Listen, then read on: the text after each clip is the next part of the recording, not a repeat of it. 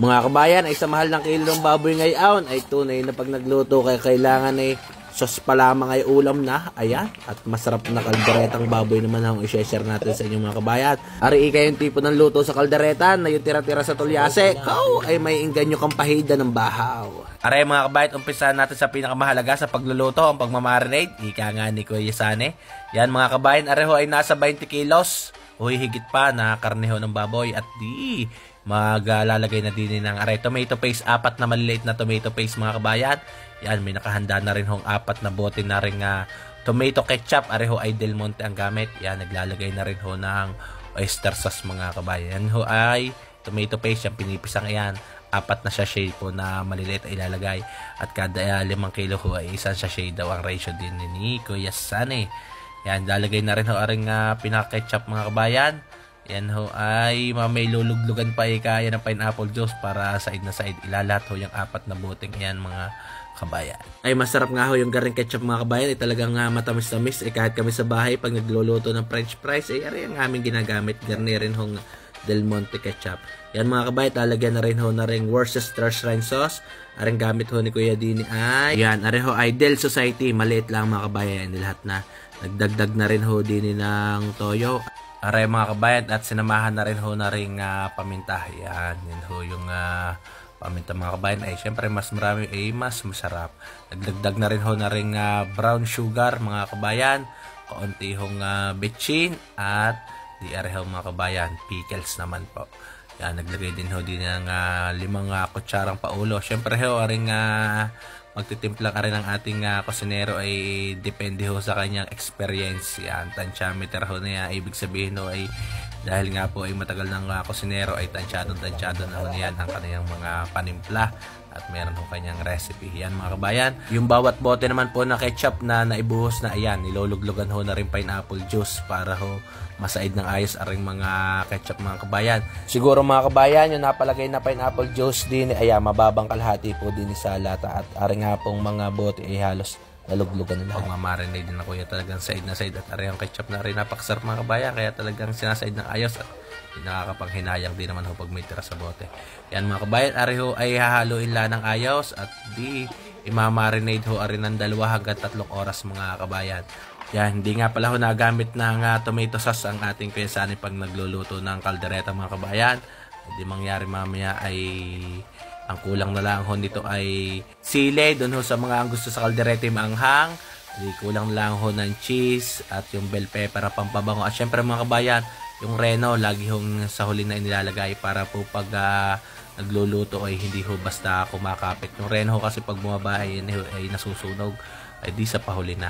Yan mga kabayan, naglagay ho ng kaunting mantika, yung margarine, at di pinababango muna yung pinakasibuyas at bawang. Yan mga kabayan, ay tunay naman ho na aray bangong-bango muna yung mga bawang at sibuyas bago ho aray talaga hulugan ng pinaka-marinade. At syempre mga kabayan, yan, naglalagay ho ng garing anato powder o aswete powder. Pampalasa rin syempre mga kabayan at ganda ho na ang kulay ng lulutuin. Yan mga kabayan, yan muna isasangkot siya hindi na sa mantikang aray na meron ng sibuyas at bawang ay tunay naman na napakabango mga kabayan at di paggarni ho naman na lutong-luto na yung pinaka-aswete o anato powder. Ayan ho ay huhulugan ng mga kabayan na rin may marinade na karne. Nasa 2 hanggang 3 oras sa marinade mga kabayan para tiim na tiim din Pagkahulog naman karne mga kabayan, ilalagyan ng kaunting tubig at palambutin. Areho kasing karne ng baboy nari ay medyo matagal-tagal ng alaga kaya ho kailangan may kaunting tubig at matagal-tagal ho aring pakuluan. Siguro nasa kulangin 2 oras o nasa 2 oras ho ang pagluluto na rin mga kabayan. Ay di pag ganyan hong nasangkot siya na o yan ho isusukain mga kabayan para ho mapasama yung pinakamarinade. Tatakluban lang at kada ilang minuto ho ay bubuksan, hahaluin para sigurado hindi nakapit ang pinakakarne diyan sa tulyase.